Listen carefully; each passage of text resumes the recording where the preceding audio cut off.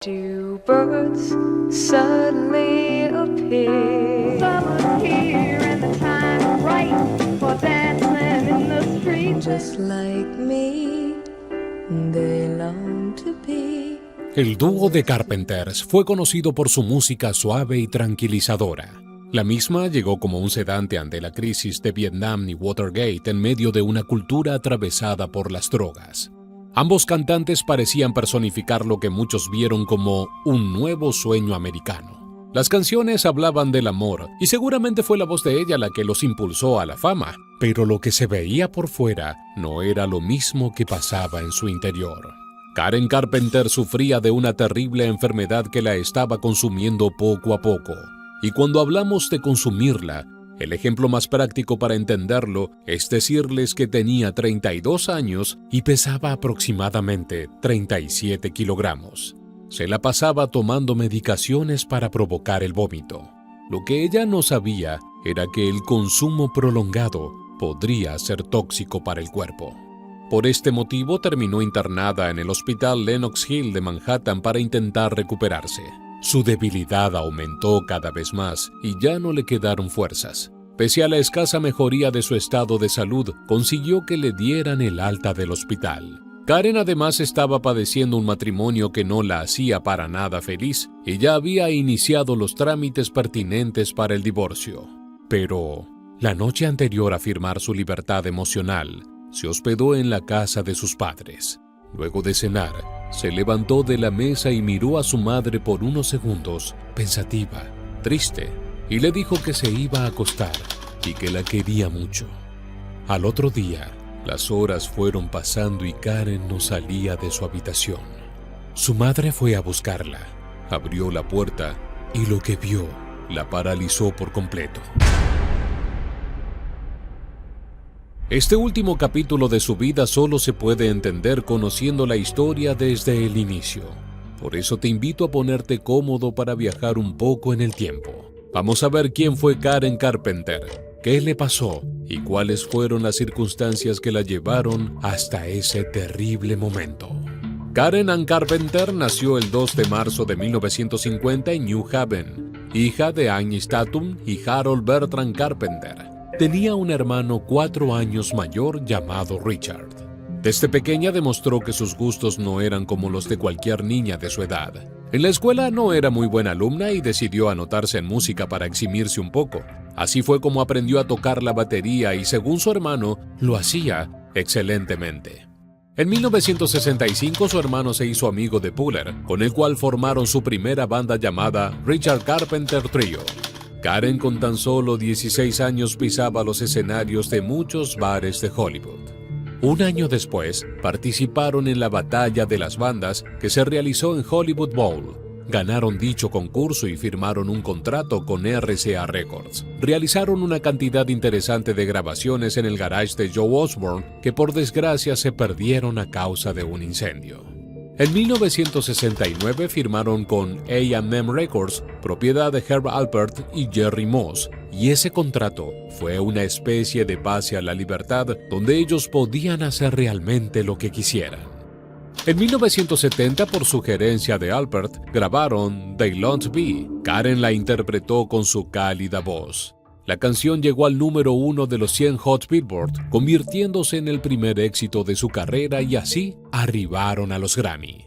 El dúo comenzó a brillar en su carrera, llovieron los elogios y también frases agresivas hacia Karen como rellenita y gordita. Estas palabras fueron haciendo mella en su personalidad y más adelante veremos cómo fue dañándola profundamente. Mientras la banda iba tras su objetivo que se hacía realidad, puertas adentro la familia tenía sus pormenores.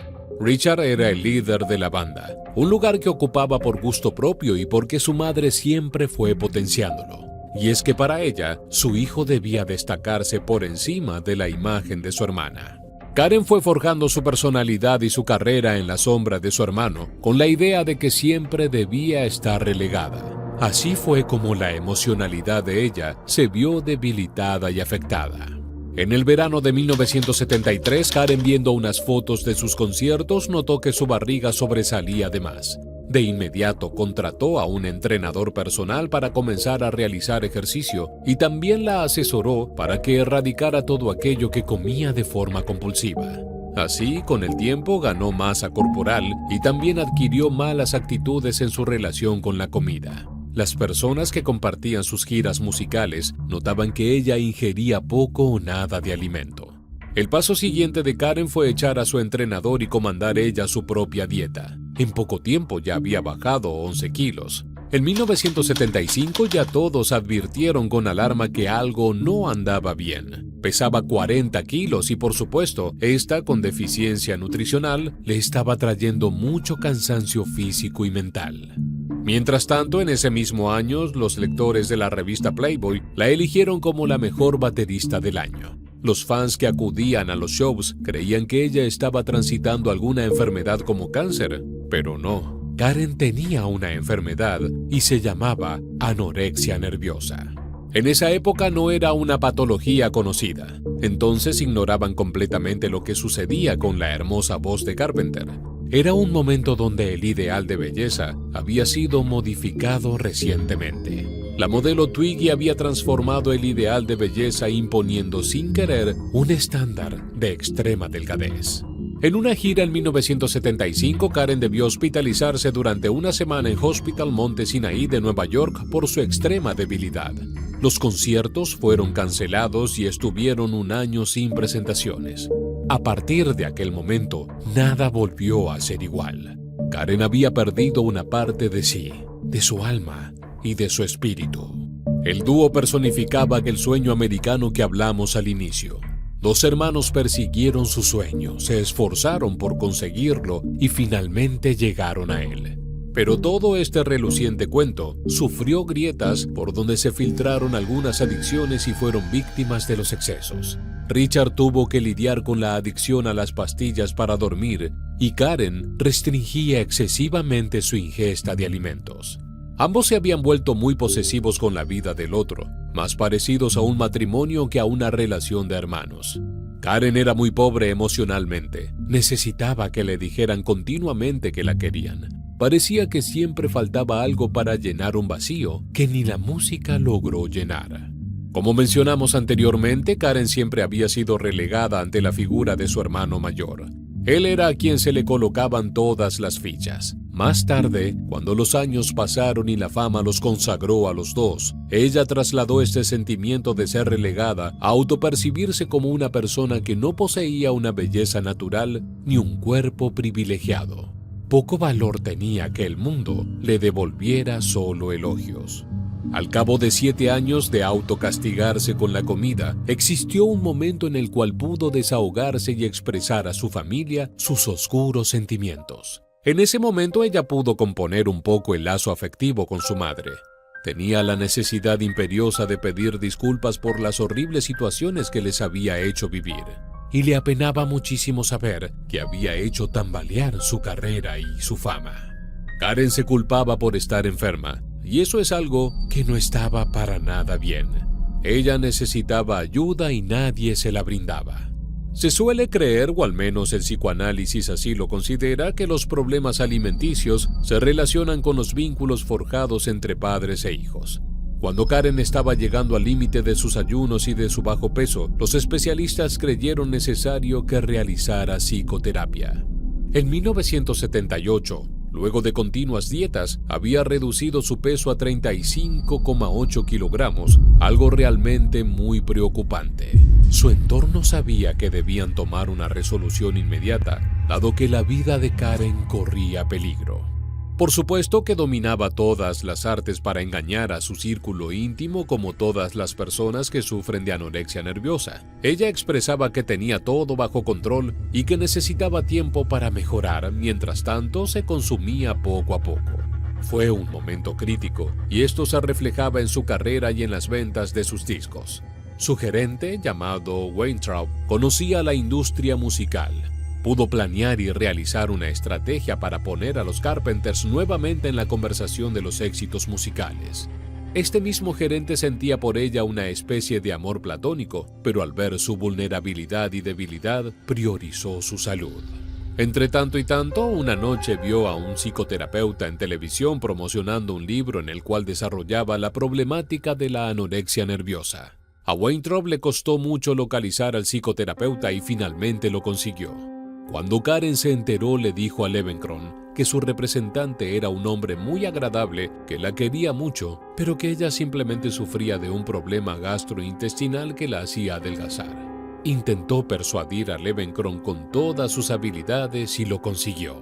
Tiempo más tarde, Karen grabó un disco como solista mientras que Richard se encontraba internado en una clínica de rehabilitación por el consumo excesivo de pastillas para dormir. A finales del 79 e inicios del 80, las canciones estaban listas para salir a la luz, pero sucedió algo que Karen no imaginó nunca. Los ejecutivos le dijeron a Karen que el disco era poco apropiado y que la selección de canciones era pobre. Indefectiblemente, no aprobaron su salida al mercado. Sin embargo, había sido su propio hermano quien trabó el lanzamiento del disco, ya que no le gustaba la idea de que su hermana pudiera continuar su carrera sin él. Así es, tristemente su propia familia estaba impidiendo su crecimiento y no la dejaba avanzar. Quincy Jones, una estrella de la música quien incluso trabajó en todos los discos de Michael Jackson, intentó influenciar a los ejecutivos del sello ya que él mismo consideraba que el álbum era muy virtuoso. Pero nada pudo hacer para torcer el capricho de Richard. Más adelante, en este video te contaremos qué pasó finalmente con esas grabaciones. En junio de 1980 conoció a Tom Burris, un empresario que le llevaba unos cuantos años de diferencia. Al cabo de 2 meses contrajeron matrimonio. La fugaz relación había omitido ciertas informaciones y tanto fue así que 2 días antes de casarse, Karen se enteró de que Tom, años atrás, se había practicado una vasectomía. Fue un fuerte impacto para ella, ya que soñaba con tener hijos. De inmediato Karen llamó a su madre para informarle que la boda iba a suspenderse. Fiel al comportamiento de Agnes, le dijo que eso era imposible porque estaba todo listo para el evento. Las invitaciones habían sido enviadas y ella había invertido dinero en su casamiento. La vida en pareja fue tal como todos imaginamos. A Tom solo le importaba su dinero e ignoraba los problemas de salud de Karen. Era fácil advertir que algo no andaba bien, y es que para ese entonces ella escasamente llegaba a los 38 kilos. El tiempo transcurrió y ella empeoró. Había algo mágico y que nadie entendía. Cómo a pesar de ser piel y hueso, mantenía su voz intacta. Sus ganas de vivir hicieron que buscara ayuda. Casi 2 años después de aquella conversación con Levenkron, en octubre de 1981, su mejor amiga se comunicó con el psicoterapeuta. Karen creía que con una simple visita, el especialista podría solucionar todos sus problemas y Levenkron se lo dejó muy en claro. No permitiré que vengas a verme una vez y creas que te han tratado por esta enfermedad. Tienes que pensar realmente si quieres luchar contra eso o no, y si lo haces, te ayudaré a combatirlo. Su amiga le aconsejó que se instalara un tiempo en Nueva York y se tratara con Levenkron. Karen finalmente se mudó y su terapeuta la vería los 5 días de la semana en el transcurso de 6 meses. Ella quería sanar. Amaba su vida, su carrera, su familia y por sobre todo a su fama. Esto fue un mensaje silencioso de Karen para todo su entorno. Todo lo manejaba en silencio. Sus decisiones y su enfermedad. Había decidido apartarse de todo y de todos para afrontar sola su devastadora enfermedad. Agnes creyó innecesario este camino. En cambio, su padre participó de las terapias familiares siempre que fue convocado. Desde el hotel donde estaba alojada al consultorio de Levenkron había 19 cuadras de distancia, las cuales Karen prefería hacer caminando para perder calorías. Incluso fue aumentando la energía de sus pasos para que sean más efectivas. Por supuesto que en esas caminatas la paraban para pedirle autógrafos. Su amiga se mudó con ella como compañía y apoyo espiritual. Compartían juntas el desayuno con jugo de naranjas, huevos fritos, tocino y café, y esto significó un problema para Karen ya que ingería muchas calorías al día. La solución fue acudir inmediatamente después de desayunar al baño e ingerir laxantes para poder deshacerse de todo aquello. Tampoco se sentaba mucho tiempo. Ella creía que podía aumentar de peso estando en reposo. Durante las sesiones ella bebía café o té helado y era habitual que masticara cubitos de hielo ya que dan sensación de saciedad. Cuando los padres fueron invitados a la terapia familiar, claramente se expusieron muchos temas que el psicólogo venía advirtiendo. Los Carpenter no eran una familia muy cariñosa y demostrativa, entre otras cosas. Agnes era una madre de creencias prácticas, trabajo duro y moralidad integral, y en este contexto ella creía que su hija estaba haciendo dieta de forma obstinada, como hacían todos los jóvenes de su edad. En noviembre, Karen abandonó por un tiempo la terapia y sus padres fueron a buscarla. Karen había logrado ganar 13 kilos. Su peso era de 49 kilogramos y todos ansiaban verla y notar su mejoría. Luego de más de 7 años tortuosos de déficit alimentario, estaban felices por los resultados. Por supuesto, la idea de que el dúo retomara su carrera era algo que los alegraba muchísimo. Sin embargo, la felicidad iba a durar muy poco, ya que aquella enfermedad estaba terriblemente arraigada en la frágil cantante. Casi un año y medio después de aquella utópica felicidad, el 4 de febrero de 1983, como te contamos al inicio, Agnes se dirigió al dormitorio de su hija, abrió la puerta y vio el cuerpo de Karen que yacía en el piso. Tenía 32 años y pesaba aproximadamente 37 kilos. La autopsia reveló que murió a causa de una insuficiencia cardíaca por su enfermedad. Poseía en su sangre restos de jarabe de ipecacuana, que es un medicamento usado en los hospitales para provocar el vómito. La ingesta de este jarabe por periodos largos es tóxico. Además, Karen tomaba laxantes para evitar el aumento de peso. Este comportamiento obsesivo la cegó, sometiendo a su cuerpo a un altísimo grado de desnutrición y dañando fatalmente su corazón. Las imágenes de su cuerpo tapado con una sábana fueron tristemente filmadas y puestas en los medios de comunicación. Apenas se podía vislumbrar que allí debajo había un cuerpo. Familiares y amigos acudieron a su funeral y miles de fanáticos despidieron a su ídola. Los periodistas se agolparon en el mausoleo familiar Pierce Brothers Valley Oaks Memorial Park, donde allí descansan sus restos. Paradójicamente, aquel disco solista de Karen salió a la luz por voluntad de Richard en 1996, 13 años después de la muerte de su hermana. El mismo Richard era el propietario de los derechos de autor y permitió su lanzamiento. La tapa del álbum salió con el nombre de Karen Carpenter y participaron Pete Cetera, Bob James, Airto Moreira, Steve Gadd, David Brown y Louis Johnson, entre otros. 10 álbumes de estudio, 4 de conciertos y 3 ediciones póstumas. Karen amó la música, y a medida que pasan los años, sus canciones se vuelven legendarias y crece un legado creativo que traspasa los años venideros. Ella pudo disfrutar muy poco, ya que su luz se apagó rápidamente. Una voz sensacional, y por qué no una baterista increíble, se fue dejando su arte y también hizo que el mundo conociera la anorexia nerviosa para que en el futuro se pudieran salvar muchas vidas.